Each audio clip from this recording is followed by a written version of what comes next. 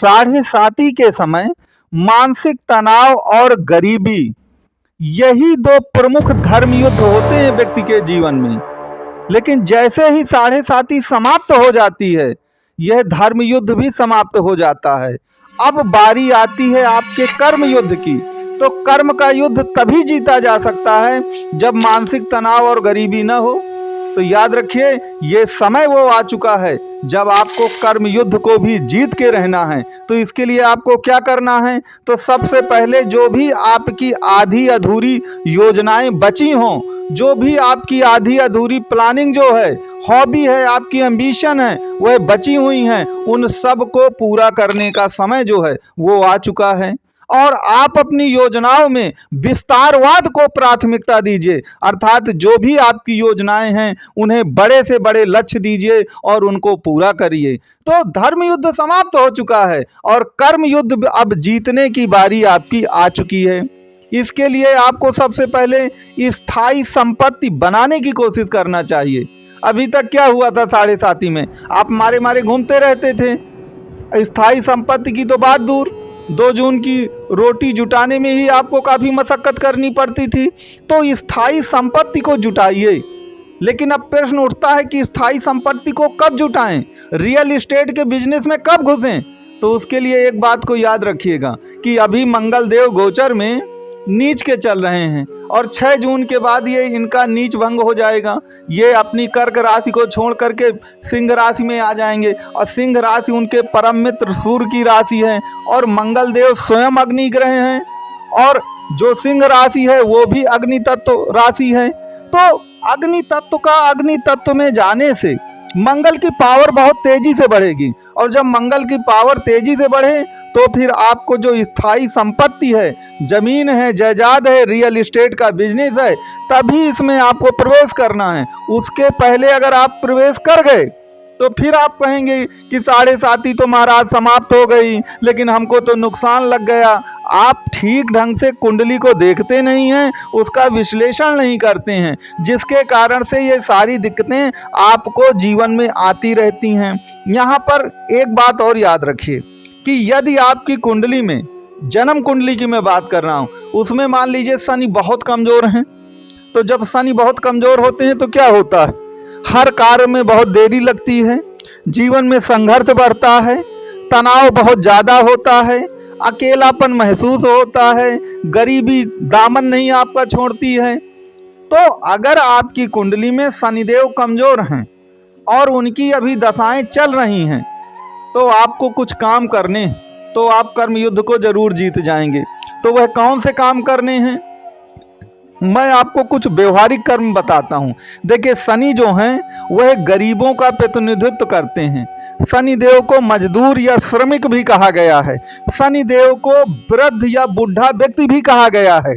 और शनि देव कर्म में, निष्ठा में और ईमानदारी में विश्वास रखते हैं। तो बस आपको गरीबों की सेवा में लगना है। सेवा में लगने का यह बिल्कुल मतलब नहीं है कि आप सब काम छोड़ छाड़ के कोई सामाजिक संस्था से जुड़ जाएं।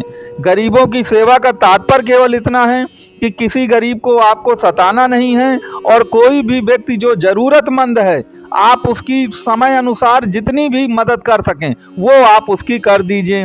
कोई भी मजदूर हो, श्रमिक हो, कभी आपको हक नहीं मारना है, गलत नहीं करना है। और जो भी वृद्ध जन हैं, बुजुर्ग लोग हैं, चाहे वह अपने घर परिवार रिश्ते के हों या कोई बाहर का व्यक्ति हो, उसका सम्मान जरूर करना है। और एक बात जो सबसे ज़्यादा जरूरी है उसको जरूर ध्यान दीजिएगा, तभी आप देखें कर्म के युद्ध को जीत पाएंगे।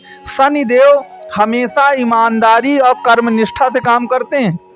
तो जिस भाव पे शनिदेव आपके विराजमान हैं, उस भाव से संबंधित कार्यों में निश्चित तौर पर ईमानदारी लाइए।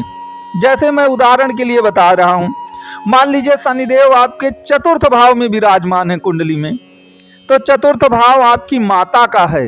चतुर्थ भाव भूमि का, भवन का, वाहन का है।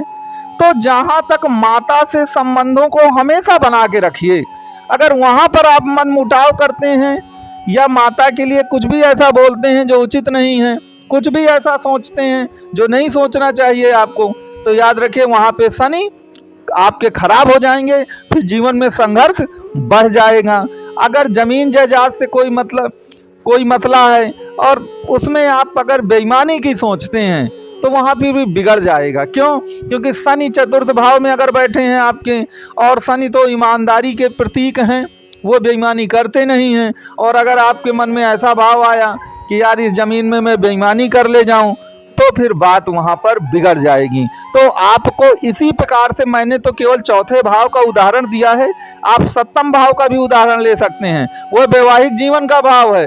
तो वैवाहिक जीवन में अगर आप ईमानदारी नहीं बरतेंगे, अपने पार्टनर को धोखा देने की कोशिश करेंगे, तो फिर बात वहाँ पर बिगड़ जाएगी। तो इसी तरह सभी भाव, जितने भी 12 भाव हैं, उसमें आप ये देख लें कि आपका शनिदेव कहाँ पर बैठा है, और जहाँ पर शनिदेव विराजमान है उससे संबंधित कार्यों में आपको ईमानदारी बरतनी पड़ेगी। अगर आप ईमानदारी बरत लेंगे तो निश्चित तौर पर आप एक प्रकार से इस कर्म युद्ध को जीत जाएंगे। यहाँ पर कुछ बात और याद रखेगा कि शनि के जो दुश्मन हैं, सूर्य है, चंद्रमा है, मंगल है, राहु है, अगर इनमें से कोई भी ग्रह सूर्य शनि के साथ बैठे हैं या दृष्टि संबंध बना रहे हैं, तो भी जीवन में संघर्ष बढ़ता है, कर्म युद्ध में दिक्कत आती है। जैसे शनि के साथ राहु बैठे हैं तो आपने सुना होगा पिशाच योग बनता है। शनि के साथ चंद्रमा बैठे हैं तो फिर विष योग बन जाता है वहाँ पर। इसी प्रकार शनि के साथ मंगल बैठे हैं तो कुछ ना कुछ अंगारक दोष बनाते हैं। तो मेरे कहने का मतलब समझिएगा कि अगर शनि के साथ ये उसके विरोधी ग्रह बैठ गए या दृष्टि संबंध बनाते हैं, तो आपको शनि के जो उपाय हैं उनको और भी अच्छे ढंग से, बड़ी ईमानदारी से करना चाहिए। जो उपाय मैंने आपको व्यवहारिक बताए हैं, चाहे वो गरीबों की सेवा हो, मजदूरों की सेवा हो, जो बुजुर्ग व्यक्ति हैं उनकी सेवा हो, कर्मनिष्ठा और ईमानदारी से काम करने की बातें हों, ये तो आपको करना ही करना है। इसके साथ ही साथ आपको शनिदेव के मंत्रों का जाप भी जरूर करना चाहिए। मैं अपने पुराने वीडियोज में इसकी चर्चा कर चुका हूं, इसलिए मैं उन मंत्रों की बहुत यहाँ पर चर्चा नहीं करूँगा।